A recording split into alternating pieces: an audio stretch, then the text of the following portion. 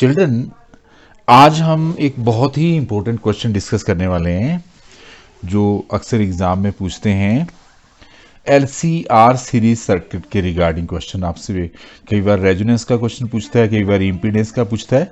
जैसे मैंने यहाँ पे क्वेश्चन लिखा है आपका, define impedance of series LCR circuit and drive expression for resonance. तो चलिए आज हम ये क्वेश्चन डिस्कस करते हैं डिटेल में।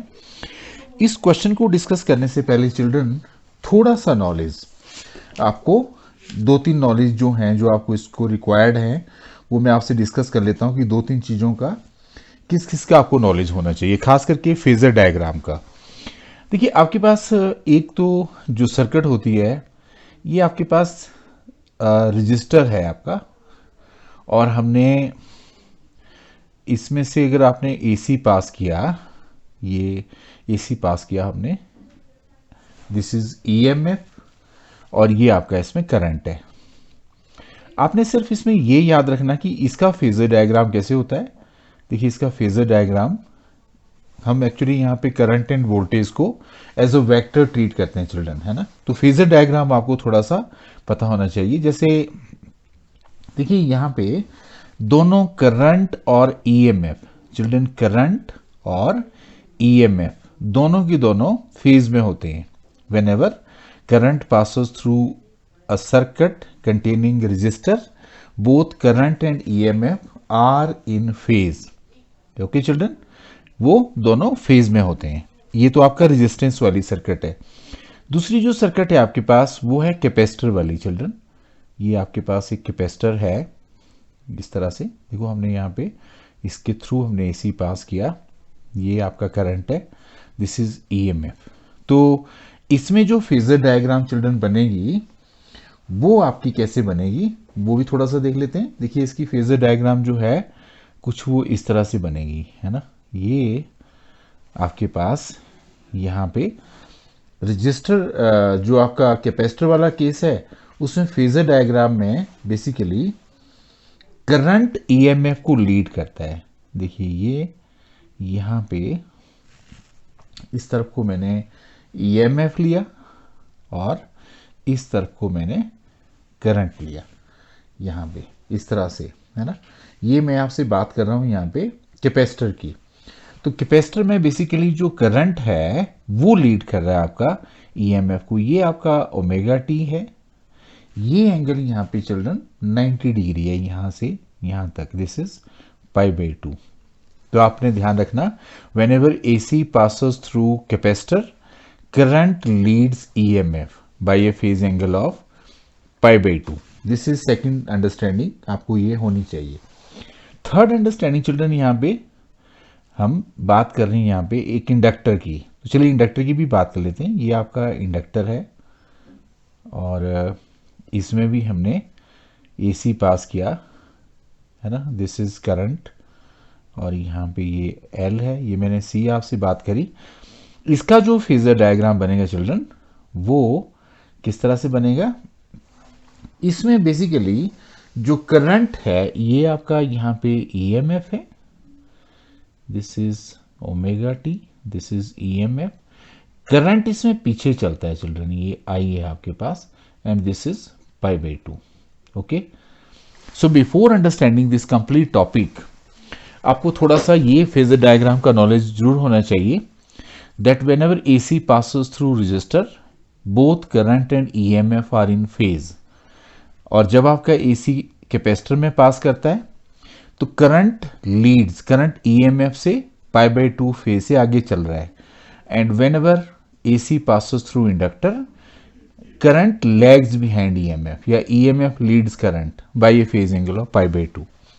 ये फेजर डायग्राम वाली अंडरस्टैंडिंग अगर आपको होगी चिल्ड्रन, तो हम जिस सर्किट की हम यहाँ बात कर रहे हैं वो है LCR सीरीज सर्किट। ये अब LCR, देखिए L का मतलब इंडक्टर, C का मतलब कैपेसिटर, और R का मतलब रजिस्टर। तो हमने एक सीरीज सर्किट में तीनों को जोड़ दिया। हम डिस्कस करना चाहते हैं कि अगर AC LCR सीरीज सर्किट से पास करे तो क्या होता है। ठीक है चिल्ड्रन, तो देखिए इसको ड्राइव करने के लिए हम बहुत ही सिंपल फिलॉसफी में फिर दोबारा से मूव करेंगे। हम इसका जो अलग से एक फेजर डायग्राम बनाएंगे। अब वो फेजर डायग्राम कैसे बनेगा, लेट अस सी। हमने यहाँ पे देखिए, आप यहाँ पे सीधे आपने अभी पढ़ा कि इसमें रजिस्टर में करंट और ईएमएफ साथ साथ चल रहे हैं। तो आप एक काम करिए, मान लिया जाए यहाँ पे जो आपका ये रजिस्टर है, इसके थ्रू ईएमएफ है वी आर। तो मैंने इसमें वी आर चिल्ड्रन इस तरफ को दिखा दिया, और आई भी मैंने, क्योंकि इसमें दोनों साथ साथ चल रहे हैं तो आप समझ रहे हो कि ईएमएफ को मैंने वी आर लिखा और इसको आई लिखा। क्यों लिखा, बिकॉज दोनों करंट और ईएमएफ एक ही तरफ को है। अब दूसरी जो हमने यहाँ पे अभी जो आपने देखा कि आप इंडक्टर की बात कर रहे थे, तो उसमें ईएमएफ करंट से आगे चल रहा है ना। कितने एंगल से चल रहा है, कितने एंगल से चल रहा है आगे, देखिए यहाँ पे इंडक्टर में, इंडक्टर वाले में ईएमएफ करंट से आगे चल रहा है। तो इसका मतलब ये हुआ कि अगर ये एंगल आपका 90 डिग्री है तो आपका जो वी एल होगा वो ऊपर की तरफ होगा। देखो ये, इसको हमने इंडक्टर वाले केस में यहाँ पे इसको वी एल लिया।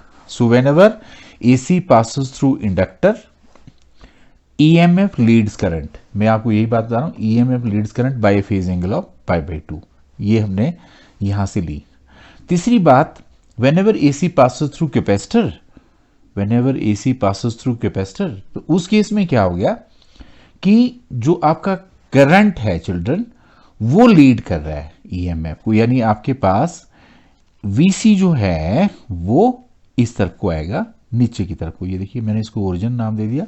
तो फेजर डायग्राम, ये जो मैंने ये वाला डायग्राम बनाया वो इस अंडरस्टैंडिंग के बेसिस पे बनाया है ना।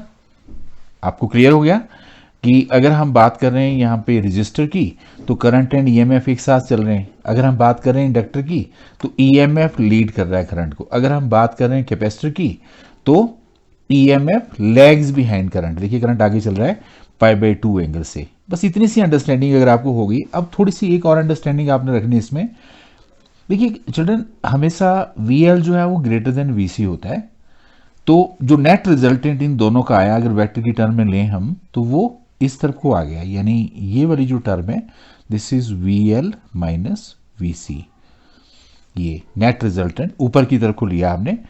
अब ये करंट है, ये नेट वोल्टेज है वीएल माइनस वीसी।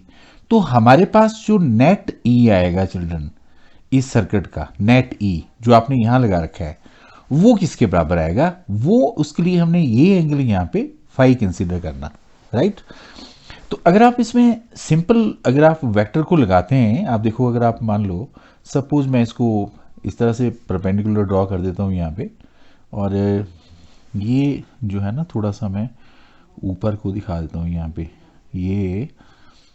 ये यहाँ से यहाँ तक ले लिया हमने ये, और ये वीएल है ना। ये वाली क्वांटिटी जो यहाँ से यहाँ तक है, this is VL minus VC. में यहाँ भी ले देता हूँ, चलिए ये वीएल माइनस वीसी है, और ये वी आर है। तो आप ओ एम, चलो पी ले लो इसको। तो आप देख रहे हो यहाँ पे हमने सीधी ये जो ट्राइंगल है इसको कंसिडर किया ओ एम पी। तो इसमें आप देख रहे हो कि आपके पास यहाँ पे ओपी का square is equal to hypotenuse square is equal to base square plus perpendicular square, है ना। आपके पास आ गया परपेंडिकुलर स्क्वायर, ये लो, है ना। तो आप यहां ओपी जो है आपने ई ले लिया, ई ले लिया, इसका स्क्वायर आप यहां से हटा दो, तो आप यहां पे ये जो सारी टर्म है इसको स्क्वायर रूट में ले लो। अब स्क्वायर रूट में आप लेंगे तो ऑब्वियसली है कि ओ एम की जगह आप वी आर लिखेंगे। ये हमने लिख दिया वी आर स्क्वायर, और एम पी की जगह आप लिखेंगे वी एल माइनस वी सी का होल स्क्वायर। तो चिल्ड्रन, आई होप कि आपको यहां तक क्लियर हो गया। थोड़ा सा हमने फेजर डायग्राम को इस्तेमाल किया तीनों को, और रिजल्टेंट फेजर डायग्राम इस सर्किट का बनाया, और वहां से सिंपल मैथमेटिकली आपके पास ये रिजल्ट आ गया। इस रिजल्ट के बाद एक और चीज का आपको पता होना चाहिए कि जो वी आर होता है, आपको पता है, तो V equal to I R होता है, ओम्स लॉ। पर जो वी एल है चिल्ड्रन, वो होता है आई एक्स एल, है ना। यहां पे जो एक्स एल है, this is this is capacity inductive reactance, है ना। मैं चलो यहां देता हूं, दिस इज इंडक्टिव रिएक्टेंस। आपने पीछे ये आर्टिकल पढ़े होंगे तो आपको ये क्लियर होना चाहिए। इस तरह से जो आपका XC है वो कैपेसिटेटिव रिएक्टेंस, तो वो आपने VC जो आपके पास यहाँ पे हो जाएगा, VC की वैल्यू हमारे पास आ जाएगी IXC, ये आ जाएगा चिल्ड्रन। और फर्दर थोड़ा सा आपको ये भी नॉलेज होना चाहिए कि XL जो है वो ओमेगा L होता है और XC जो है 1/ओमेगा C होती है चिल्ड्रन। ये नॉलेज भी आपको इसमें होना चाहिए, राइट।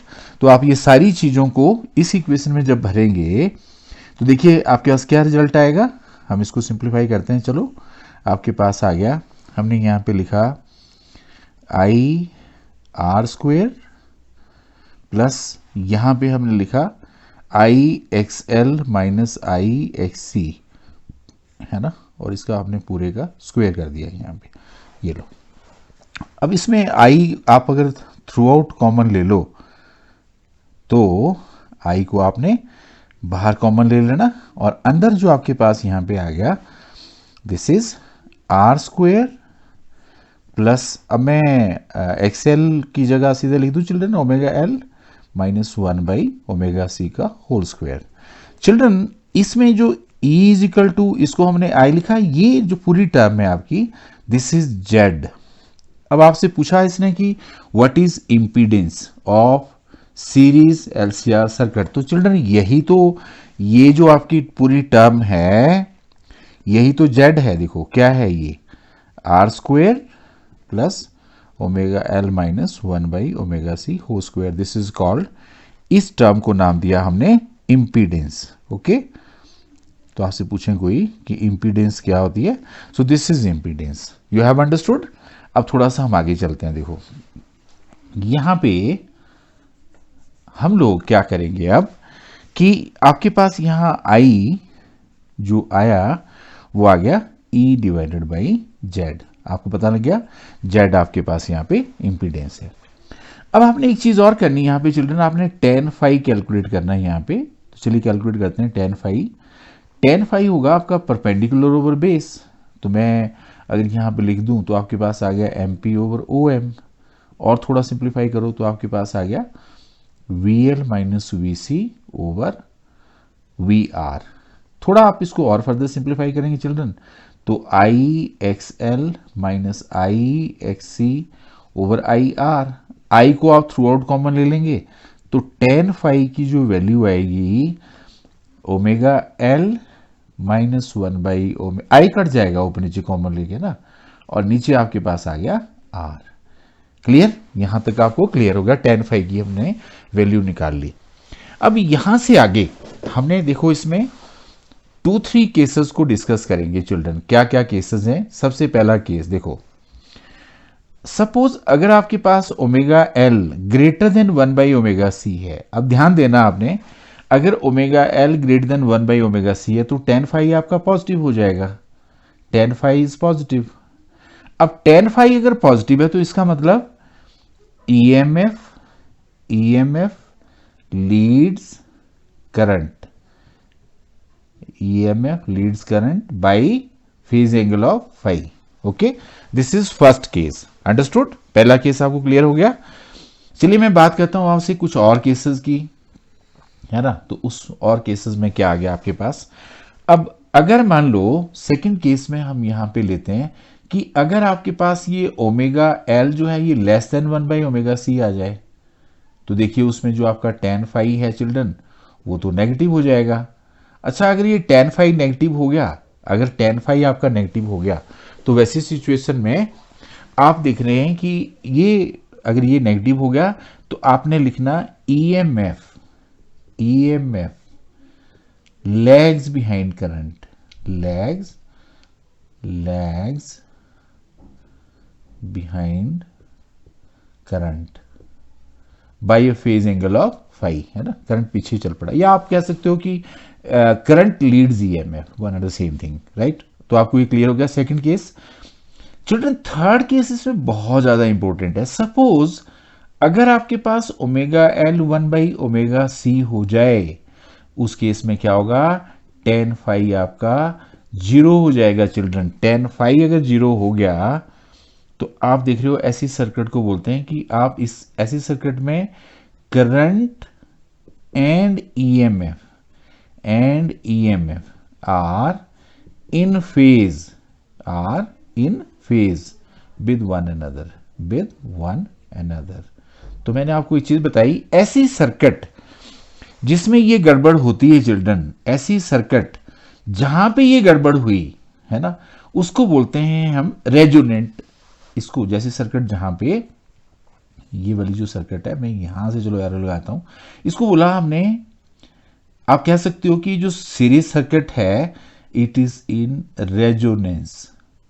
अब एक चीज आपने समझना, रेजोनेंस का मतलब क्या हुआ, यहां बच्चे बहुत कंफ्यूज होते हैं, थोड़ा सा आपने अंडरस्टैंड करना है इस बात को।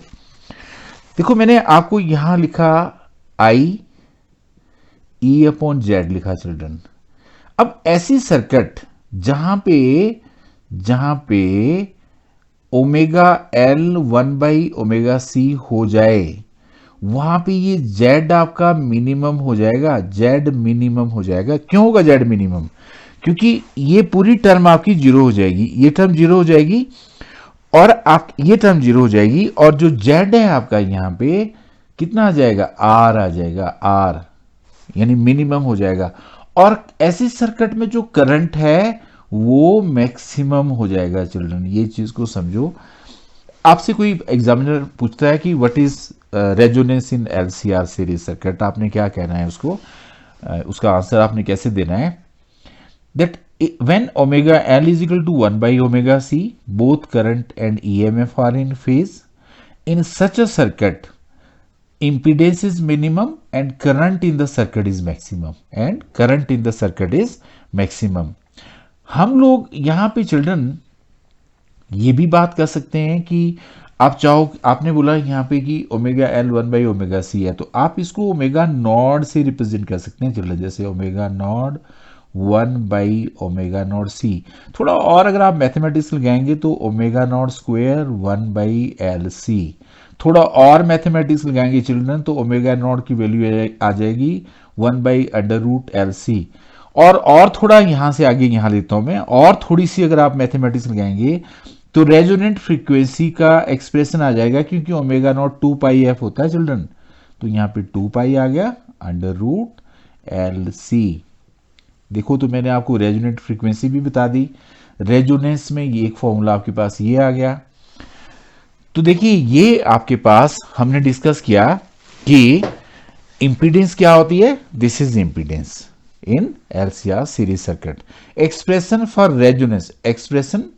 रेजोनेंस, तो आपके पास फाइनल जो एक्सप्रेशन आया वो ये कि at resonance current in the circuit is maximum, impedance is minimum, resonant frequency is this one and angular frequency is this one। ये सारी बातें आपने एग्जामिनर से डिस्कस करनी। तो आप इस आर्टिकल को अच्छे से, आई hope you have understood it. If you have any doubt इसके रिगार्डिंग जो हम थोड़ा सा डिस्कस करेंगे आगे शार्पनेस के बारे में, तब मैं आपसे डिस्कस करूंगा कि इसका ग्राफ किस तरह से बनता है। But this article I hope you have understood it. थोड़ा बेसिक कंटेंट का नॉलेज आपने रखना, थोड़ा यहाँ पे हम लोग फ्री बॉडी डायग्राम में वेक्टर्स का इस्तेमाल कर रहे हैं, बाकी कोई ऐसी नई बात इसमें है नहीं, इजी आर्टिकल है। I hope you have understood it. Okay children, तो keep on learning, keep on enjoying. आपने वरी को जगह नहीं देनी है। फिजिक्स या आपके साइंस के कोई भी कंसेप्ट बहुत इजी हैं, थोड़ा कंसेप्ट क्लैरिटी पे ध्यान दो। अगर कंसेप्ट आपके क्लियर हैं तो आप बिल्कुल और लोगों से आगे चल रहे हैं। अगर कंसेप्ट में प्रॉब्लम है तो बेसिक में प्रॉब्लम जो है वो आपको प्रॉब्लम में डाल सकती है। So I hope you have enjoyed my videos. मैं वैसे फिर आपसे रिक्वेस्ट कर रहा हूँ कि अगर आपको मेरा वीडियोस पसंद आ रहा है तो अपने दोस्तों के साथ शेयर करो, हो सके तो इसको आप सब्सक्राइब करो या लाइक बटन दबाएंगे तो मुझे और अच्छी फीलिंग आएगी।